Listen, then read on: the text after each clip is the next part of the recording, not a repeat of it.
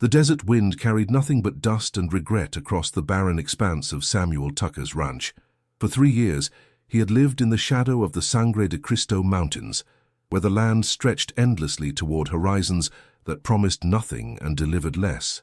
His weathered hands gripped the porch railing of his modest cabin, knuckles white against wood that had seen too many storms. At 52, Sam had become a ghost of his former self. The Civil War had taken his youth, a fever had claimed his wife Martha, and drought had stolen his dreams of prosperity. What remained was a man carved from loneliness and shaped by loss, existing in a world that had forgotten his name and purpose.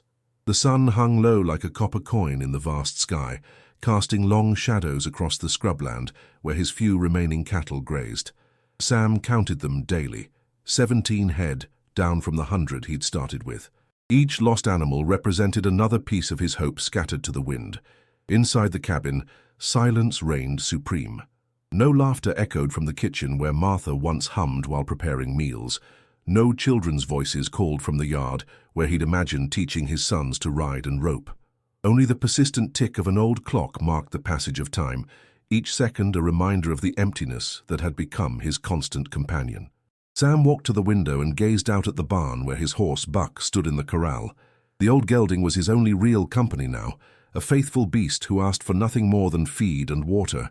Sometimes Sam spoke to Buck as if the horse could understand the weight of human sorrow, and perhaps in some way he did. The isolation had begun to change Sam in ways he barely recognized. Conversations with traveling merchants or the occasional drifter felt foreign, his voice rusty from disuse. He'd grown accustomed to the sound of his own breathing, the creak of floorboards beneath his feet, and the whisper of wind through the gaps in the cabin walls. As evening approached, Sam prepared his simple meal of beans and hardtack, the same fare he'd eaten for weeks. The monotony of survival had replaced any joy he'd once found in living. He ate mechanically, tasting nothing, simply fueling his body for another day of merely existing, but tonight felt different somehow. The air carried an electric tension that made Buck restless in his stall. The cattle clustered together in the pasture, their usual scattered grazing replaced by nervous huddling. Even the desert's nocturnal creatures seemed subdued, their typical chorus of coyote calls and owl hoots notably absent. Sam stepped onto his porch with his coffee, scanning the darkening landscape with the instincts of a man who'd learned to read danger in the subtle signs nature provided. Something was coming. He could feel it in his bones the way old wounds ached before storms. Whether it was weather, wild animals, or something else entirely, he couldn't say. The stars emerged one by one in the clear desert sky, brilliant points of light in an ocean of darkness. Sam had often wondered if Martha could see him from whatever place souls went after death, if she knew how far he'd fallen from the man she'd married. The thought brought familiar pain, sharp and clean as a knife blade. Tomorrow would bring another day of feeding animals, mending fences and fighting the slow decay that threatened to consume everything he'd built. But tonight, as the desert settled into its ancient rhythms, Sam Tucker sat alone with his coffee and his ghosts, unaware that fate was already moving through the darkness toward his forgotten corner of the world.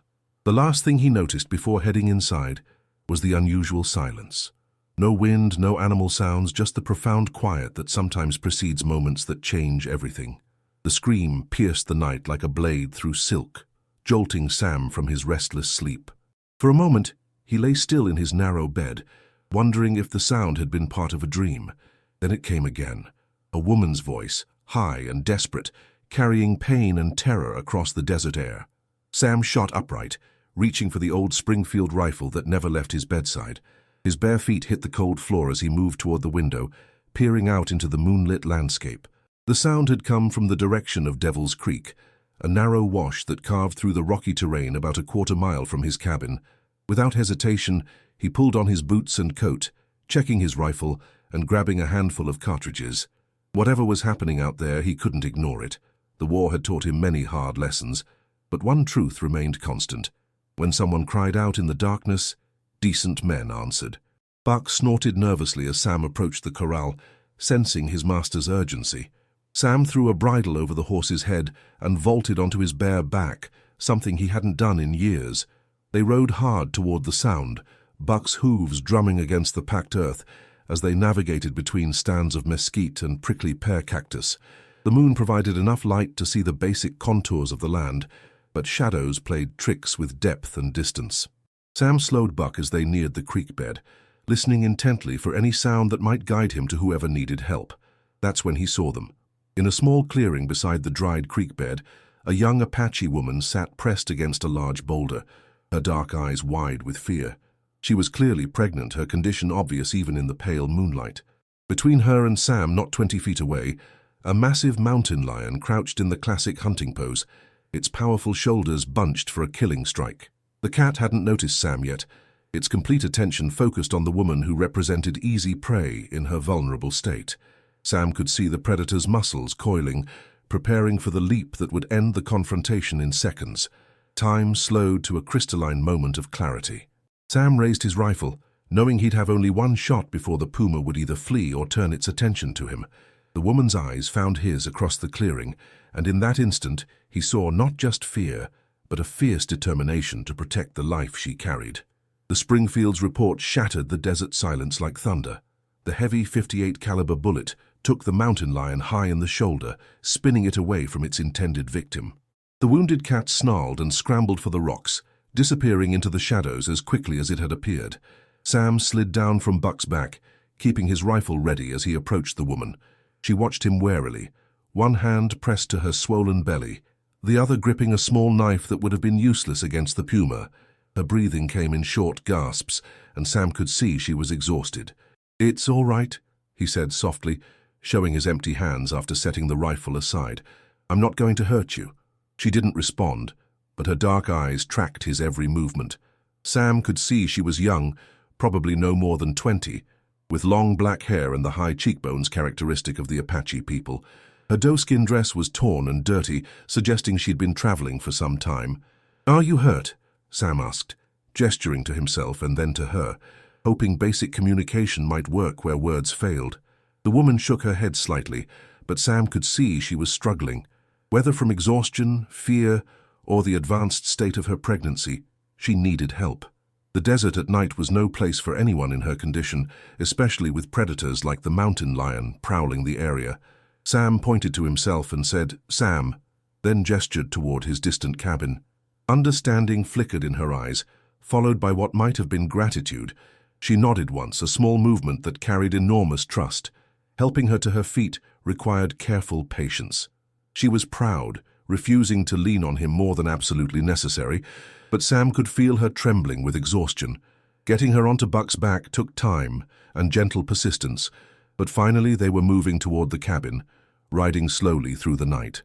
The journey back felt like hours, though Sam knew it was only minutes. The woman sat in front of him, rigid with wariness despite her obvious need for help.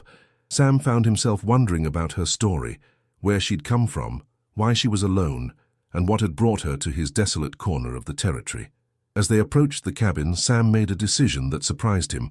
Instead of taking her to the house, he guided Buck toward the barn. It would be warmer than the cabin and somehow felt more appropriate. The barn was honest shelter, practical and without pretense, much like the help he was offering.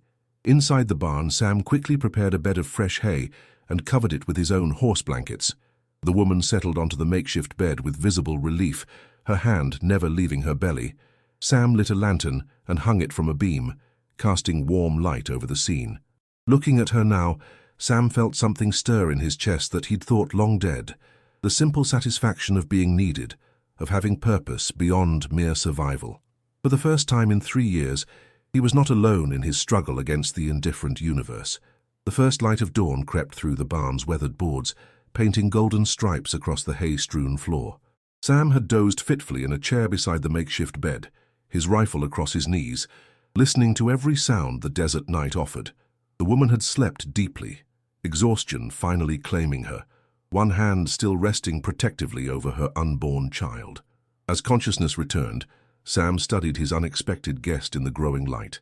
She was younger than he'd initially thought, probably no more than 18 or 19, with the delicate features of her people softened by approaching motherhood. Her breathing was even and peaceful now, a stark contrast to the terror he'd witnessed hours earlier. Sam rose quietly and stepped outside to tend to Buck, who nickered softly at his approach. The horse had earned extra oats for his night's work, and Sam was generous with the feed. As he worked, He found himself planning the day differently than usual. There was someone else to consider now, someone who needed care and protection. The sound of movement from the barn drew his attention. The woman was awake, sitting up carefully and looking around with the alert wariness of someone accustomed to danger. Sam approached slowly, holding a cup of water he'd drawn from the well. "Water," he said simply, offering the cup. She accepted it gratefully, drinking deeply before returning it with a nod of thanks. Sam gestured to himself and repeated his name, Sam. Then he pointed to her with a questioning expression. She was quiet for a long moment, studying his face as if trying to determine how much trust to invest. Finally, she spoke a single word, Ayana. The name was beautiful, flowing like water over stones. Sam repeated it carefully, earning what might have been the ghost of a smile. Communication was limited, but understanding was beginning to form between them. Sam prepared a simple breakfast of coffee, hardtack, and some preserved meat from his stores. Ayana ate sparingly but gratefully, her appetite clearly affected by her condition. As they shared the meal in comfortable silence, Sam found himself wondering about the father of her child, about the circumstances that had brought her to wander alone in such a dangerous state. The sun climbed higher, bringing warmth to the barn and highlighting the peaceful scene. Sam was beginning to think about the day ahead, about how long Ayana might need to rest before continuing her journey, when Buck suddenly lifted his head and pricked his ears toward the east. At first, Sam heard nothing unusual. Then, gradually, a sound emerged from the morning air, the soft thunder of many horses moving across the desert floor. Sam grabbed his rifle and moved to the barn door, peering out across the landscape. What he saw there froze his blood and stopped his heart. Riders were emerging from the distant hills, like spirits materializing from the earth itself. Dozens of them, then hundreds, moving in perfect silence across the terrain. Apache warriors, painted for war, their horses stepping in unison across the desert floor. They came from the east and the north, spreading out in a vast semicircle that gradually tightened around Sam's small ranch. Sam had seen Apache war parties before, during his time in the cavalry, but never anything like this. These weren't raiders or a hunting party. This was an army. The morning sun glinted off lance points and rifle barrels as the warriors took their positions with military precision. His first instinct was to bar the barn door and prepare for a siege, but something stopped him. The warriors weren't charging or calling out war cries. They moved with purpose but without the fury he'd expected. Instead, they simply waited. By full dawn, Sam counted nearly 500 mounted warriors surrounding his small homestead. They sat their horses in perfect silence, forming an unbroken circle of armed men that stretched as far as he could see. No arrows were nocked, no rifles raised in threat. They simply watched and waited. Behind him, Ayana had risen and moved to his side. When she saw the assembled warriors, her reaction was not fear, but something closer to relief. She placed a gentle hand on Sam's arm and spoke a few words in her native tongue, her voice calm and reassuring. Sam looked down at her, understanding beginning to dawn. These weren't random raiders who had stumbled upon his ranch. They had come looking for something, or someone. The pregnant woman he had sheltered was not just any Apache woman. She was someone important enough to bring 500 warriors searching for her. As if summoned by some unseen signal, a single rider separated himself from the eastern line. He was an older man, his face marked by years and weather, wearing the regalia of a chief. He rode slowly toward the barn, his horse stepping carefully across the ground, making no aggressive moves. Sam stepped out of the barn, his rifle lowered but ready with Ayana beside him. The chief halted his horse 20 feet away and studied them both with dark, intelligent eyes. When his gaze settled on Ayana, Sam saw relief flood the older man's features. The chief spoke to Ayana in rapid Apache, and she responded with equal fluency. Sam couldn't understand the words, but the emotion was clear. This was a reunion of family, a daughter found, a crisis resolved. After several minutes of conversation, the chief turned his attention to Sam. The two men regarded each other across the small distance, each taking the measure of the other. Sam had expected anger, perhaps violence, for taking an Apache woman into his home. Instead, he saw something else entirely in the chief's eyes, respect and something that might have been gratitude. The chief spoke a few words in heavily accented English. "You save daughter. You show honor." Sam nodded slowly, understanding that he stood at a crossroads that would define not just this moment, but perhaps the rest of his life. The silence stretched between them, pregnant with possibility and consequence, while 500 warriors waited to see what would emerge from this unexpected meeting of worlds. The chief dismounted with fluid grace despite his years, his movements carrying the dignity of a man accustomed to command. He walked slowly toward Sam, each step deliberate and measured, while the assembled warriors maintained their silent vigil. Sam found himself standing straighter, recognizing the formality of the moment. When the chief stopped before him, Sam could see the man's face clearly. Deep lines spoke of countless seasons under the desert sun, and scars told stories of battles fought and survived. But it was the eyes that held Sam's attention, dark pools that seemed to hold both wisdom and sorrow, strength and compassion. "I am Cochise," the chief said, his English careful but clear. "This is my daughter, Ayana. She carries my grandchild." Sam felt the weight of that revelation settle over him like a heavy blanket. Cochise.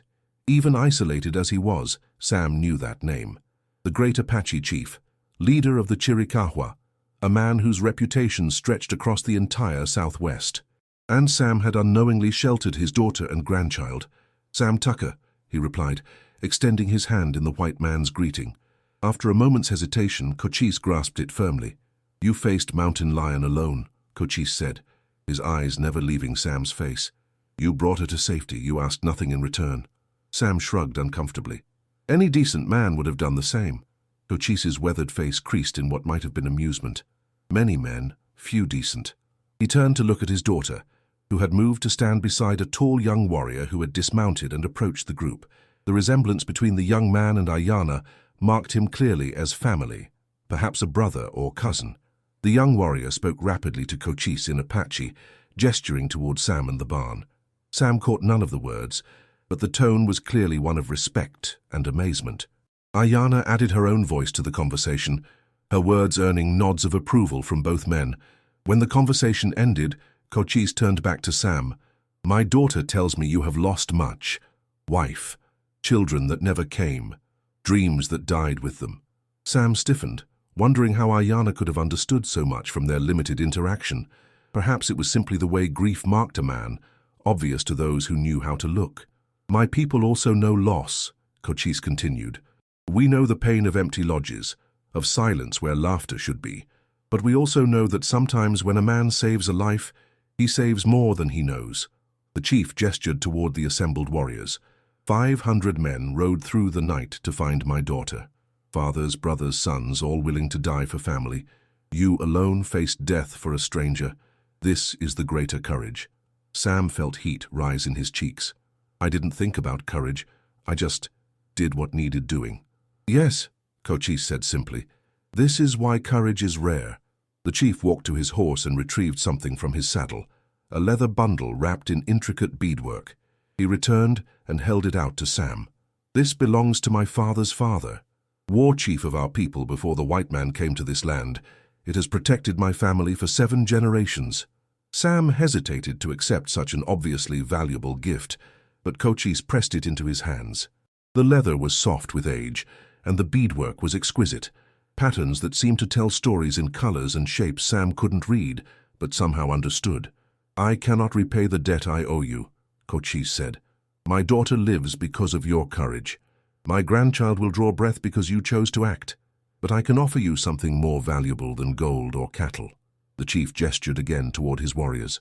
"You are under the protection of the Chiricahua Apache from this day forward. Any who would harm you must first answer to us. Your ranch, your animals, your life, all are as sacred to us as our own." Sam looked out at the hundreds of mounted warriors, understanding the magnitude of what was being offered.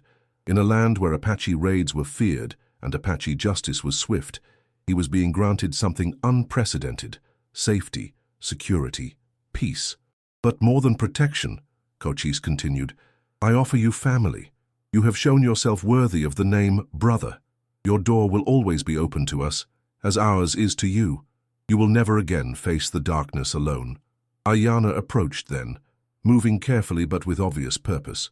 She reached up and touched Sam's weathered cheek with gentle fingers, speaking words in Apache that he couldn't understand but felt in his heart. Then she smiled, the first real smile he'd seen from her, and it transformed her young face with radiant joy. The young warrior who had been standing nearby stepped forward and clasped Sam's shoulder. "I am Naiche, son of Cochise, brother to Ayana. You have my gratitude and my friendship for all time." Sam found his voice finally, though it came out rougher than he intended. I don't know what to say."